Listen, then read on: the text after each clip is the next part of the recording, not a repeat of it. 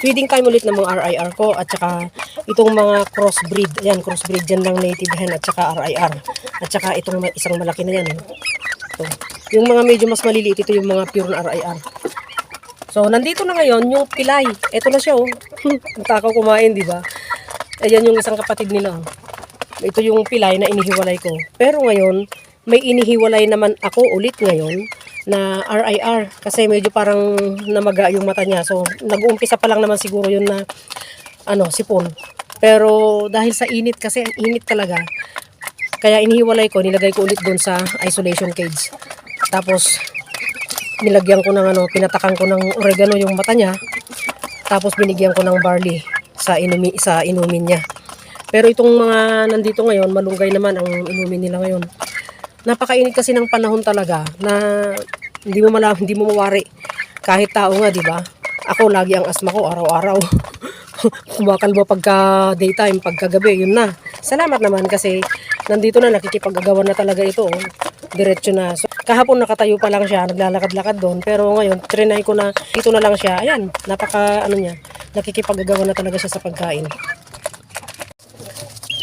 Ito naman yung mga kitty na itong tatlong ito, yung dalawang itim na yan at saka yung isa na yan, yun yung product ng hybrid na Brahma ng kuya ko, galing Bulacan yung itlog. Pinapisa ko lang, so malalaki na sila. 16 days na nila ngayon. At ito namang mga maliliit na yan, product pa rin ng yung galing sa kanya noon na itlog. Pinapisa ko, yun yung hybrid na Brahma pa rin, yung tandang. At saka yung mga native hen ko na upgraded naman yung mga yon kasi ang nanay nila ay native at ang tatay nila ay RIR. So, malalaki na sila. Kahapon, tinanggal ko na yung sapin kasi ang init. Talaga, alam nyo, umanganga sila. Tingnan nyo. Kiti na ang mga yan, ha. Pero nakanganga sila. At binabantayan ko talaga sila ng tubig. Mamaya, papalitan ko yung tubig nila kasi kahapon, ng hapon, yung late na, naglagay ako ng tubig nila, plain. So, mamaya, lalagay ako. Iibahin ko naman. Mas maganda pag wala ng sapin na ganito kasi malaki ang ventilation nila, malawak.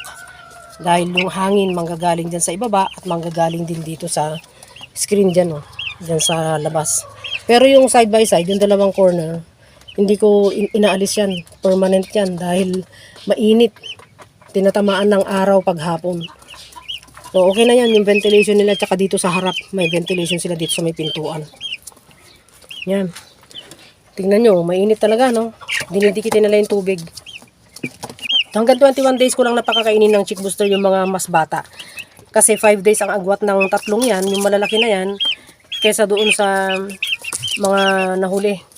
So, 21 days, nandun sa 26 days, tsaka lang ako magpapalit ng chick booster into Integra 2. Ganun ang gagawin ko.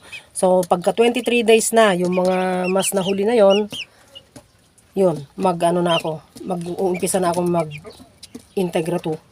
Para hindi naman masyadong delayed yung pagkain ng Integra 2, ng tatlong yan, yung dalawang itim na yan, at saka yung malaki na medyo yellowish na yan.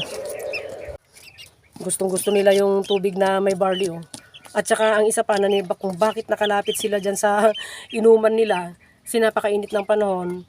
Halata mo kung masyadong mainit ang panahon, na open naman yung mga palipaligid nila, masyadong mainit, so pinapalibutan nila yung inumin nila para mapreskuhan sila.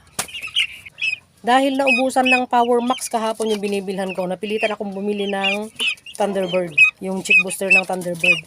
Pero okay naman, kinakain naman nila. Yun nga lang, nabigla sila na hindi dapat. Pero okay lang, at least naman tumutuka pa naman sila na masisigla. At ngayon, kapapalit ko ng tubig nila, yan, inumin nila, nilagyan ko ng barley. Kasi may barley capsules akong available ngayon. So, nilagyan ko ng isang capsule yan. Para malakas sila kahit na stress sila dahil sa init. 11:20 na. So, lumampas na ako dun sa oras ko. Feeding time ulit. Pangalawang meal nila ng mga ito. Itong mga RIR ito ngayon. Kabibigay ko lang yan. Pero, kukolektahin ko pa. Mangungulekta ako ng itlog kasi, ayan may 5 na dun sa baki. Medyo pasira na yung baki kasi alam nyo, tinutuntungan nila yung baki. Kaya, nasisira. Kaya ang bigat-bigat nila. Teka, kukunin ko muna yung itlog. Wait lang. Kunin ko muna. Hindi ko ano. Wait lang. Wait lang. Wag niyong tukain. Wag. Tutukain muna. Ayun o, 5.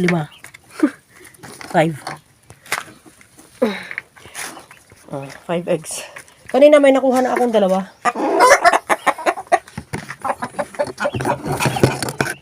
Dito naman tayo sa mga native. Itong mga native, ano na, nangingitlog na ulit yung puti na yun, oh, yung nandun. Yun, yung nagkakamot na yun. So, may dalawa na na siyang itlog. Pero, yan yun yung hindi naglilimlim, oh. Itlog lang ng itlog yan, dire-diretso. Pahinga lang ng konti, iitlog na naman. Tapos, itong isang baki na to, ito naman, laging 7 ang natitira kasi nalalaglag yung itlog. Bawat araw may nalalaglag na itlog, so maglimlim na lang sana siya. Kasi, hindi ko alam kung paano ba ang paanang inahin ko na yon. Nilagyan ko na nga ng karton dyan, no, na parang sara niya para hindi malaglag. Nalaglag pa rin yung isa. Pero, kung makawaluman dyan ng itlog, lilimliman niya. Ito naman, 5 na kahapon, so 6 na.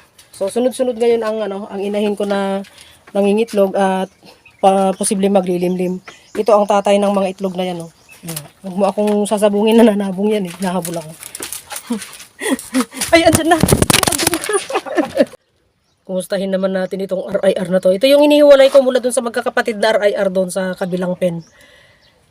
Eh, sana nakakain siya. Parang may natuka naman siya doon. Oh. Pero oobserbahan ko ngayong maghapon. Yung inumin niya, nilagyan ko kaninang umaga ng barley din. Kagaya ng mga kitty doon, yung maliliit.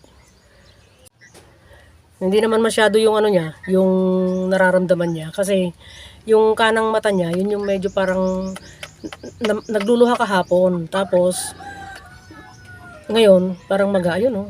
Eh, hindi naman masyadong malala yung nararamdaman niya. Yung kanang mata niya, parang may may pula yung gilid-gilid ng niya, eyelid niya.